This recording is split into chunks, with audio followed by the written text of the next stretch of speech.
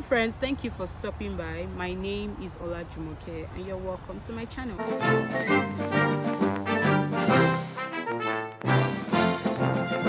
I recently posted something on Twitter and I'll read it to you. It goes thus: in case you might not remember anything you should be grateful to God for, you should remember to be grateful for life. P.S. You should actually take out time to recount the mercies and loving kindness of God in your life.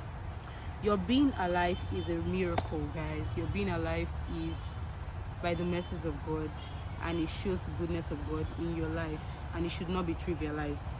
Read what the scripture says in Lamentation 3 verses 22 to 23. It says, "It is because of the Lord's mercies that we are not consumed, because his compassion fail not. They are new every morning. Great is thy faithfulness." Not that I'm wondering, but let me ask you, do you wait for something magnificent to happen before you actually believe that God is faithful to you, or before you understand that he's being good to you? Your waking up alone is in fact the greatest miracle of all time. Your being saved first is the greatest miracle, but you are alive to worship him, you are alive to give praise to his name. That alone is another miracle. So we don't have to wait for something really magnificent to happen before you realize that God is faithful and merciful to you. Now there's a story I want to share with you, and I hope it encourages you. Oh, by the way, I remember all the things the Lord has done. Well, most of the things the Lord has done for me, but this particular one struck me big time, and I would like for you all to enjoy and be blessed.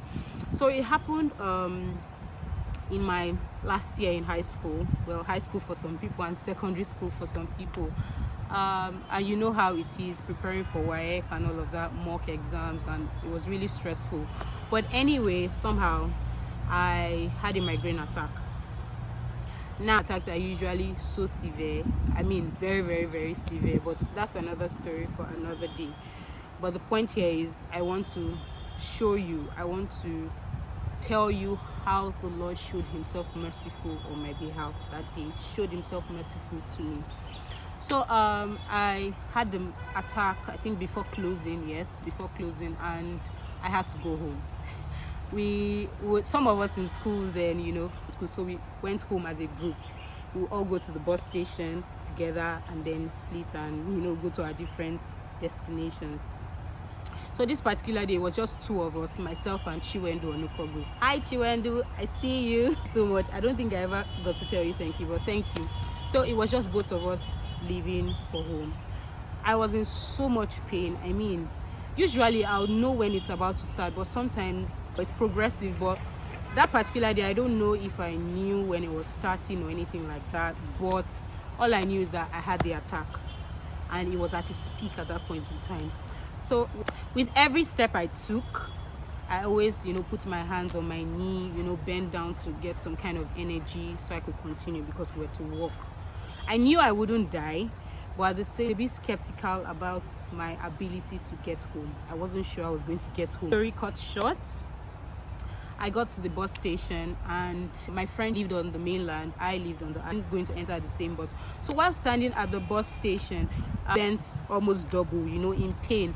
I just realized that there was a man in a yellow bus. For those of you in Lagos, what these yellow buses are, they are means of transportation for those of you wondering. So they're painted with the color yellow. So he reached out to us, he called us and said, "Where are you people going?" and all of that. What's the matter? In my mind, I was like, who is this randy man asking me where I'm going? You see us in uniform and you're trying to still make passes at us. I was thinking all that. I was in too much pain to talk. So I didn't answer. My friend Chiwendu was, I think, confused. She was very confused. You could see it on her face. She didn't know what to do. I'm sure she had never seen that kind of thing before. All she could say was sorry. And all I could tell her was I was having a headache, because not many people knew about migraine, and I didn't want a lot of explanation because I couldn't even do that. We waited and the man kept asking, what's the problem? Then she eventually talked and said she has a headache. Then the man said, come in now, let me drop you at home. Coming, Umbo. Coming where? I mean, a total stranger. He was the only one in the yellow bus. No conductor, no passenger. The only one. I'm like, come in. And he'll drive me away, kidnap me, or maybe use me for rituals. Just kidding, but all sorts of things crossed my mind. But because it was getting late, Chiwendu had to go home. So I bid her goodbye, and eventually I entered the bus. I sat in front with the driver. Then he asked me, where exactly are you going? I told him I'm going home, and I told him where I stayed. He asked for the address, and I told him. People of God, that man dropped me in front of my gate. This is my gate, and he dropped me at the other side of the road. It didn't take too long. It's just a walking distance. Just walk across and then go to my gate. So before I came down, I asked him, how much he would like to collect, since it was a drop off, but I asked him how much he would like to collect, and then he said I should keep it. I had my transport fare with me, so I offered him, but he said no, I should keep it. All I should do is just take care of myself. So I came down and thanked him profusely, prayed for him. And then I approached my gate, and in the process of trying to open my gate, I just, felt in my heart that, just turn and, normally, let me just even see this man. In fact, if you bring him tomorrow, show me his face and say, this is the man that took you, I will not remember. That's how bad it was. I will not remember. So I tried to open the gate. So in the process of opening the gate, I turned and tried to, look at him again one last time and all of that. Lo and behold, I did not see the boss again. Now, I'm sure you're wondering, okay, maybe he was already end of the street, maybe he had gone or something like that. Brethren, I did not see a trace of the car. Years later, I discussed with one of my pastors, and he said something that sounds surreal, kind of, but thinking about it now, the explanation I can give to it. He told me that must have been an angel of the Lord that was just sent to pick you and drop you. Like, that was an angel of the Lord, because there's no logical explanation as to how he vanished in thin air. I mean, else can you explain the awesomeness of God? It might sound like film trick to some people, but miracles that the Lord does in our life, or miracles that in our life, are not supposed to be taken for granted, guys. You should take it seriously. You just waking up, you slept and you woke up, is a miracle on its own. So you must say thank you. You must appreciate him, because it's by his mercies that we are still alive today. Enough said. That is my story, and like I said, I wanted to share it with you. I would like for you to hear other people. Sit down, relax, and learn. Good afternoon. My name is Nweke Emmanuel. Just want to do a short clip, talk about how God has been faithful to me as a person, and also speak about his miraculous works in my life. Although I've just seen only one today, but we all know that for you to be alive today, it's a miracle. It's the breath of God that is in our nostrils.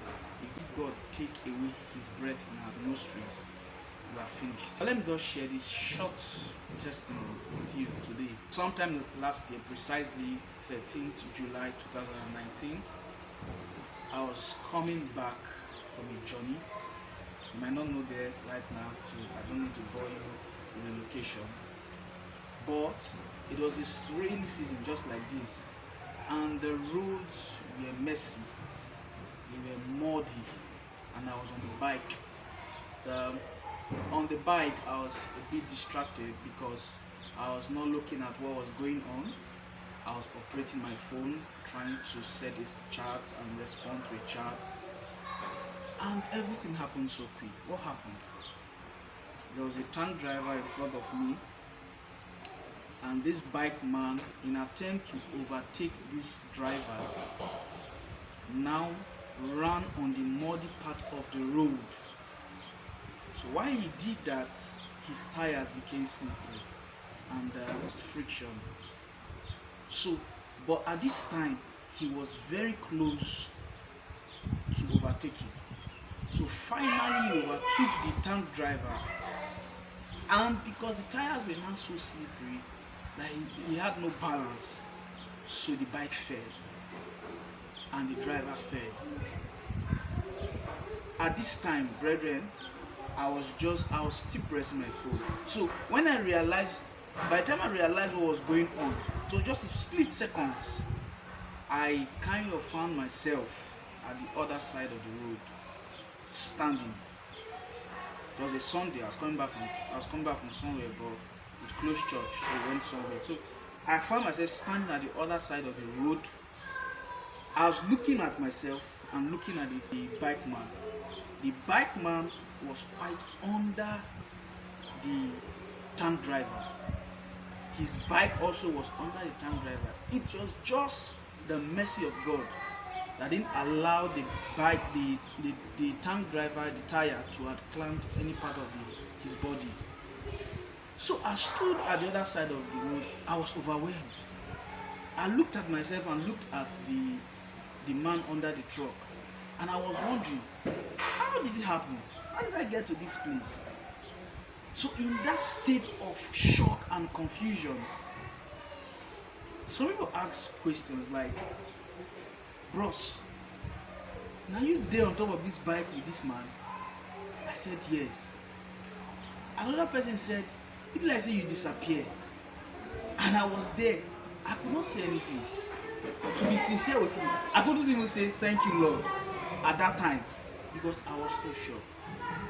Anytime I think about, after that I thought about it, I try to see if there's any way I could tell myself that, well, you were the one that did, at least you added an effort to jump out. I couldn't find any. So I gave up and just decided that it is God. It can only be God that will save me from that accident. I wouldn't have been standing here today, my body and every part of my body intact. But God kept me alive and God kept me safe. It's also an assurance to say that there's a God in heaven that watches over the affairs of men. So if you are discouraged today, I'm here to also encourage you that for the fact that you are alive today, it means that God is watching over you and is keeping you. Agada Victoria, and I'm just here to share my testimony with you. And yes, a couple of years back, I really cannot remember if it's a year ago or 2 years ago. I think it was 2018. 2018, yes. Okay, so what happened was I went to my friend's place and we were trying to move some furniture from what's called his old house to his new house, and I was helping out. And then all of a sudden, a roofing sheet, like, it was right there. I don't know how I missed it. I've been to that house like 2 times or 3 times before that, and I never saw the roofing sheet. And all of a sudden I was moving past that point and it just went scream. Yes, it caught my head. And you know, I had all back on, like all this really tight, neatly done all back that you're really proud of, and you're looking sharp and everything in it. So it was really nice. It was a clean cut. In all honesty, immediately it hit my head. I was like, oh my goodness, something passed through my head. But then I was like, oh well, maybe it was just a little scratch or something. All of a sudden blood just started pouring down my face, and I'm like, okay, maybe it's just a little cut. And then I bent down and then my whole shirt was soaked and stuff. People started screaming and shouting. I didn't understand what was happening. Before I knew it, my head was bent over the gutter. They were pouring water on my head, and I started feeling the pain in that moment, but not really much. But I got rushed to the hospital, and then they had to stitch it. They had to cut that part of my hair first. Like, they had to cut it. I love my hair, you guys. But at that point I'm like, shave it off. So they had to cut that part. With all the pain I was feeling, God, I felt like I was going to die. Then when it was time for them to stitch it, because it was quite a deep cut, when it was time for them to stitch it, what's the I say quite a deep cut? It was a deep cut. When it was time for them to stitch it, they were like, oh, the needle for the aesthetics was not penetrating into my scalp. My scalp was too tough. And I'm like, I don't understand. But anyways, they were trying to prick it in different places. the needle wasn't going in, so they were like, okay, they're just going to have to stitch it, because I was losing a lot of blood. They're like, they're just going to have to stitch it like that.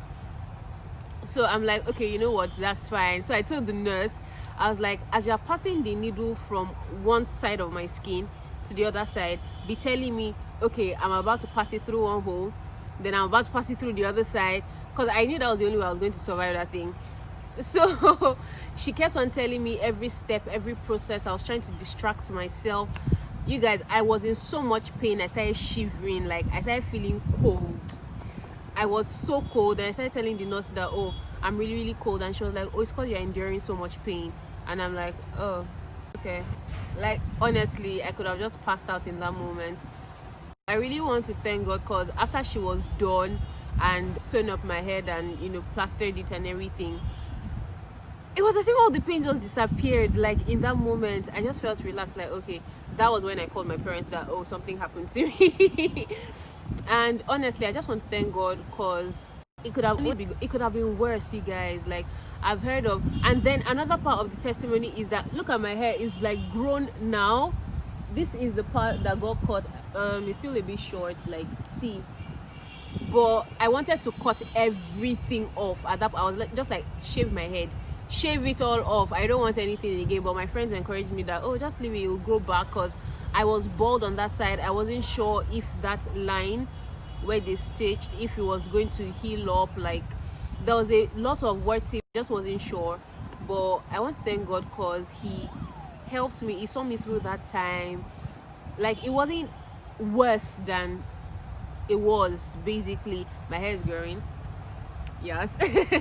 So yeah, that is just like really, really amazing. And I just want to thank God for that miracle he did for me, because I don't know, I could have died. Basically, it could have caught me somewhere else. Like, it could have caught my eye, like, because I walked right into it, so it could have just gone from here. And I just thank God. Hi, Basically, so Janet, and this is my miracle story. In the year 2017, I discovered early in the year that there was something big and hard in my breast, and I went to the school clinic to see the doctor, and from there she said, okay, I had to come the next day to see the surgeon. And getting to meet the surgeon, he gave me a series of tests to do. Had to do FNEC, had to do sono breast scan and all that. And at the end said I had fibroadenoma, and I had to do a surgery as a lumpectomy to remove the lump in the breast. And it happened that at first I didn't understand, okay, what is this? I've heard of breast lump, breast cancer, and the first reaction I told someone who is a medical practitioner, and the person was scared that, oh yeah, cancer. I told someone else too, and the person was scared, and I was like, what's wrong with, why are these people acting this way? Until something like, oh, that's one of the symptoms of having breast cancer. Okay, and so what those ones were saying started bringing fear into my heart, and I was scared that, oh yeah, cancer. But I said no, I can't have cancer. I just knew that. No, I can't have cancer. And okay, we went back to the doctor, ran through my test, and the doctor scheduled the date for the surgery, and which didn't happen. There was strike, and something delays. From August, when I was diagnosed, that was when I went to the clinic. The surgery finally took place in October. And the nature of this lump, that was how it was diagnosed, giant fibroadenoma, because I think there are 4 types of fibroadenoma, but mine was giant because it increases. And on the final day we had to have the surgery, I was given a date before. That was on a Saturday, but on getting there, the surgeon said he could not do it. We won't be having it on that day, and we should come on Monday. From that Friday, I'd already measured it. Okay, this is the weight and everything. Till on Monday, it had increased more than the size he thought of, and such that when he was removing it, it caused more pain, because I think to him I was just thinking, that's just my own thoughts, that maybe because he had measured it, not knowing that it should have increased. So, the cutting he has done to be able to remove it was now small because it had increased in size. And to the time of the surgery, and I had to talk to people, okay, see how we could raise money for it and all of that, because I spent quite a lot of money. So, and everyone, I was telling everyone, it was kind of inciting fear. I was not scared at first, because to an extent I kind of read what it is. Okay, for those that were lumps in the breast that are cancerous, what is the symptoms? And I saw that, okay, mine was not any symptoms. So I was like, I don't have cancer, it is just a lump and it will be removed. But as other people were saying, no, that's the symptom of cancer. And I was like, when I saw the money was too much, I was asking my surgeon, is happening if I don't remove? He was like, no, you have to remove this one. This one is too big. He was scared for me, and he was like, no, you have to remove this one, and so that it doesn't cause something else at the end, even if it's not cancerous now. So I took the step, went to the surgery. But the miracle story, it's a miracle. And the main lesson is, out of every challenges I've passed through in life, I've learned that God teaches us something. And from what God taught me in that journey from August to October of year 2017 was that He does what He likes when He likes. He actually told me that. And funny enough, He even told me in Yoruba, because I'm not really a Yoruba speaking person. Like, so I understood God more that way, and I was like, okay, let God take you. My name is Nweke and this is my testimony. So about 3 years ago, I was diagnosed with polycystic ovarian syndrome. The short version is I had like a 66 millimeters chocolate cyst growing on my right ovary. Chocolate cyst is like a ball of flesh filled with blood. So mine was about 66 millimeters, like the size of a tennis ball or slightly bigger, and multiple hemorrhagic follicles in my right ovary. Yeah, that means that instead of the eggs in the ovary to come down and become period blood, they were just there bleeding in the ovary. So, well, I had to have surgery to remove those because I guess my face wasn't exactly enough for them to vanish. And although I had to have surgery to remedy all of that, that cyst could have become like a tumor. It could have become cancerous. It could have blocked my ovaries or my uterus forever. It could have become really life-threatening, but God came through for me because the doctor even said it was like too late before we discovered. It was almost too late before we discovered. And on the morning of the surgery, God opened my elder sister's eyes to see angels patrolling the corridor of the theater room. And she told me that one of them entered, the doctor that operated me. So God came and took over the surgery. Like, He did the surgery Himself, because it went well, like perfectly well. It went good. And then after the surgery, doctor put me on glycerolin injection. It was supposed to help stabilize my hormones, because PCOS is, well, a lot like an hormone problem. But after the second month, I could tell that, man, I couldn't deal with that injection, because to start with, it was subcutaneous, which is way more painful than any injection I've ever had in my life. Plus, it had side effects that were like terrible. It was sickness inducing, to put it mildly. Anyway, I had this faith in my heart that if I stopped, I would be fine. Like, there was this defiance that I don't want this anymore. And I took that to God. And since I stopped, I've been normal, no problem. Like, it's a miracle for me, really. It's been a year since I had my surgery. I mean, after the surgery, the doctor gave me a list of things that I should not eat anymore. And most of them were like the things I like to eat. Like, all of them, in fact. Well, let's just say I did not comply. I mean, normally they would say comply, but I've been fine. God completely healed me since the surgery. My recovery was rapid, and I've been doing very well. Very, very well. I thank God, because only He could have done that for me. You're welcome back. I hope you've been able to learn a thing or two. You've been able to see how mighty God is, how seriously we should take our fellowship with God. Now, I'm not saying that you should take your fellowship or your relationship with God seriously because of miracles. No, because he deserves all of our praises. He deserves all of our worship. He's our God. So if you've not given your life to Christ at this point in time, I must say you are missing a lot. So I would like you to take out time, speak to God, talk to God, and restore your fellowship with him. It is very, very crucial.